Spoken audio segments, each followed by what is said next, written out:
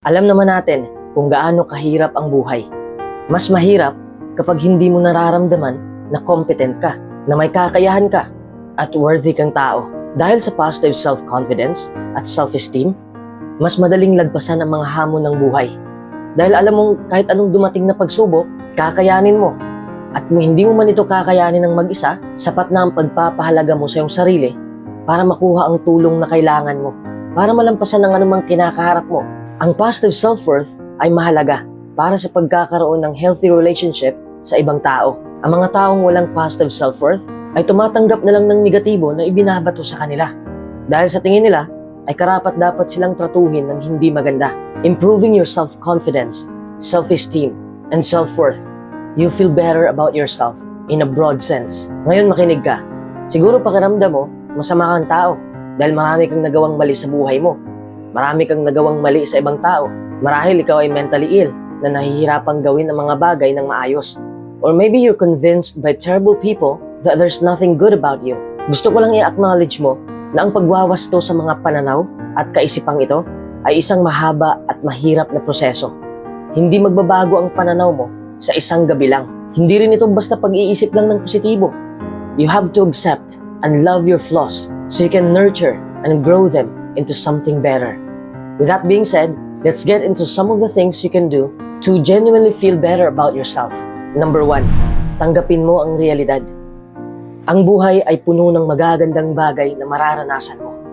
Magandang sining, tamis ng tagumpay, marami kang mapupulot na aral, at matututo ka ring umibig. Pero ang buhay ay puno rin ng mga masasakit na bagay na mararanasan mo rin. May pagdurusa, kabiguan, kamangmangan, at masasaktan ka rin kapag umibig ka. Ang bagay na dapat tandaan natin ay tayong lahat ay makakaranas ng ganito. Pero ito hindi dapat katakutan. It's not a reflection of poor character or your worth as a person. It's just life. At kapag tinanggap mo ang mga bagay na ito bilang bahagi ng buhay, hindi mo na ito masyadong seseryosohin. At hindi ka na masyadong masasaktan sa pagbabago ng buhay. Kahit may pananagutan ka sa masamang nangyari, hindi ka na masyadong mabahala dahil tanggap mo na lahat ay gumagawa ng mga maling desisyon paminsan-minsan. That's just how it is. Itatak mo sa isip mo na malalampasan mo to. You can move on to something else. Huwag mong hayaan na ang mga paghihirap ang pipigil sa'yo na makausad. Number 2, humingi ka ng tulong. Maraming tawang naiipit at nalulunod sa problema ng buhay. Palagi nilang sinasabi na hindi kasi ako magaling, hindi ako matalino. Bakit hindi ko naisip to? Napakatanga ko talaga. Pero ang totoo, hindi ka naman tanga. Hindi mo lang alam ang ilang bagay. That doesn't make you stupid, worthless, or less than. Wala namang tao na alam ang lahat. Mas marami kang matutunan kung wala ka pang masyadong alam. Nakuha mo ang punto? Kaya kailangan mong humingi ng tulong, depende kung ano ang problema mo. Pwede kang mag-Google, pwede kang humingi ng tulong sa mga professional. Marami kang malapitan para masagot ang katanungan mo sa buhay. Number 3, bawasan mo ang pag-iisip ng negatibo. Hindi ko sinasabi na tanggalin mo ng buo kasi hindi naman mawawala ang negatibong pag-iisip. Merong kakaibang paniniwala na kung hindi ka positibo, syempre negatibo ka. The truth of the matter is that there is a huge span between positive and negative where many people live. Things aren't always positive or negative. Sometimes they are just a thing. Kung ihahambing natin ang negative sa false positivity, mas pipiliin ko na lang ang maging negatibo kaysa peke ang pagka-positibo ko. Because false positivity causes people to ignore reality. Dapat nga tinatanggap natin ang realidad. Tandaan mo, hindi ka magkakaroon ng perpektong positibong pag-iisip. Kung iniisip mo na mawawala ang negative thoughts mo, 100%, yan ay isang hindi makatwirang ekspektasyon. Ngunit ang maaari mong gawin ay subukan mong mag-i-catastrophize o wag mong palubuhin ang negatibong kaisipan. Sa halip, bawasan mo ang mga negatibong kaisipang yon. Hanapin mo kung ano ang dahilan ng negatibong pag-iisip. At subukan mong gawing mas neutral ang mga ito. Hindi mo naman kailangang maging positibo sa lahat ng oras. Subukan mo lang na huwag maging negatibo. Dapat balanse lang. Mahirap mang gawin, pero kayanin mo. Number 4, huwag mong itali ang iyong self-worth sa iyong mga achievements. Ang isa sa mga pinakakaraniwan at masamang payo tungkol sa self-worth ay dapat mo raw alalahanin ang mga achievements mo dati upang ipaalala sa iyong sarili ang iyong halaga. Pero paano naman kung achievements mo noon ay hindi mo na magawa ngayon? So it means, hindi ka na worthy. Ang iyong self-worth o value mo ay hindi nakabatay sa kung ano ang kaya mong gawin o hindi mo magagawa. Hindi alintana kung gaano ka kagaling o may kakayahan ka. You're allowed to feel good about yourself. At kung itali mo ang iyong self-worth sa iyong mga nagawa, which is hindi dapat, siguraduhin mo lang na ang goal na sinusunod mo ay goal mo talaga. Hindi yung goal na siniset ng ibang tao. Kung ma-achieve mo man yun, hindi ka pa rin sasaya kasi hindi mo goal ang ginagawa mo eh. Number 5, huwag mong pasobrahan ang mga ninanais mo. Kapag sobra mong gusto ang isang bagay, may posibilidad na makukuha mo yon. Pero ang sobrang kagustuhan din ang dahilan kung bakit nagdurusa ka. Gustong gusto ko ang bagay na yon, pero bakit hindi ko makuha? Hindi pa ba ako sapat? Hindi ba ako matalino? Kulang pa ba ang lakas ko? Kailangan pa ba ng koneksyon?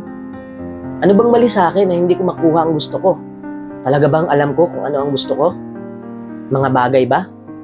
Kayamanan? Pag-ibig? Isang relasyon?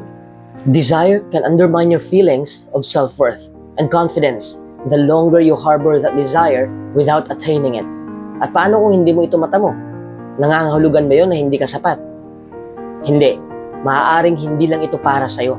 Number 6, mag-set ka ng goal. Ang isang madaling paraan upang ma-boost ang iyong momentum at self-worth ay ang magtakda ka ng ilang mga layunin at trabahuhin mo yun. Kapag kasi na-hit mo ang iyong goal, sasaya ka. Accomplishing things can help you feel better in general and better about yourself too. Number 7, huwag kang masyadong magpapa-apekto sa negatibong kritisismo. Alam ko na nakaka-apekto sa atin ang kritisismo. Hindi maganda sa pakiramdam na minamaliit ng ibang tao ang iyong mga desisyon o nagawa. Ngunit ang ibang tao ay may karapatan sa kanilang opinyon.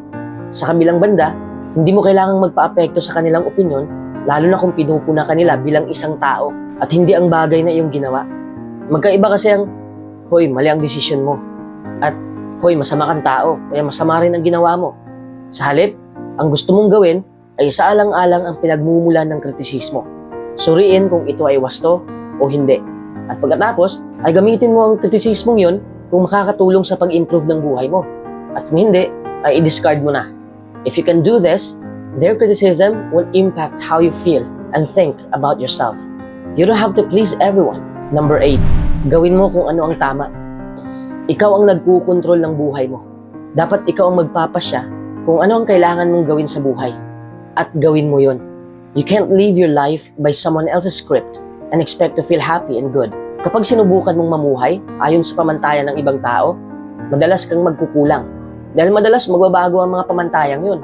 People constantly move the goalpost on what is acceptable and what is not, what is preferable and not. But they cease to be relevant if you just aren't playing their game. Tanungin nga kita, ano ba ang gusto mo sa iyong buhay? Ano ang magpapasaya sa iyo na maaari mong gawin para sa iyong sarili?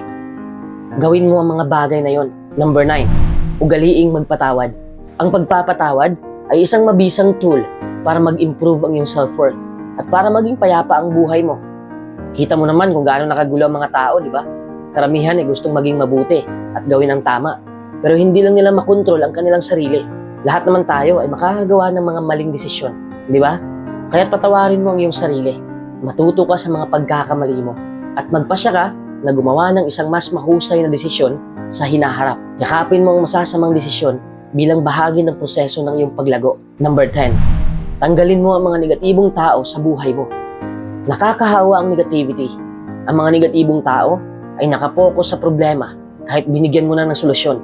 And if you spend enough time with these people, their perceptions will start coloring how you perceive the world and yourself. Hindi mo naman gustong ilagay ang sarili mo sa isang posisyon kung saan palagi kang nababalot ng negativity. Di ba?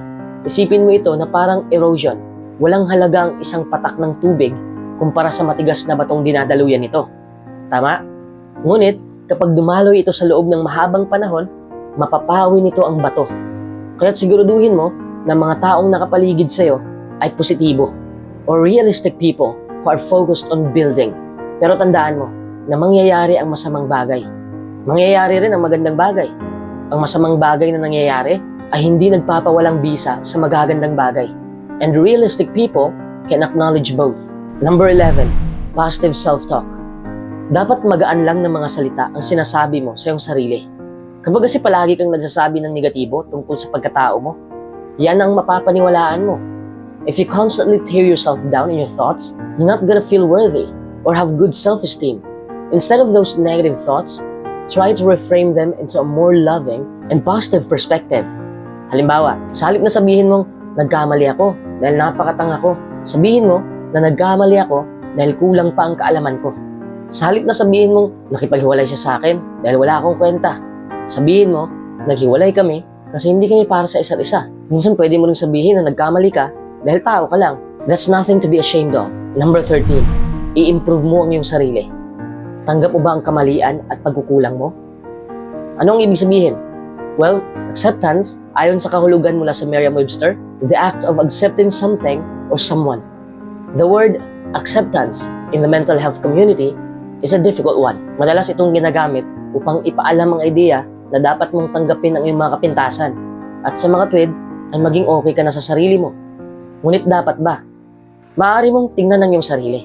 Tingnan na meron kang isang particular na kapintasan at pagkatapos ay kailangan mong magpasya to make the effort to do something about the flaw. Pero hindi naman ibig sabihin na magiging perpekto na ang lahat kasi ginagawa mo ang lahat para ayusin ang iyong mga kapintasan, pagkukulang o pagkakamali. Pero minsan may ganun pa rin. Ganun lang talaga.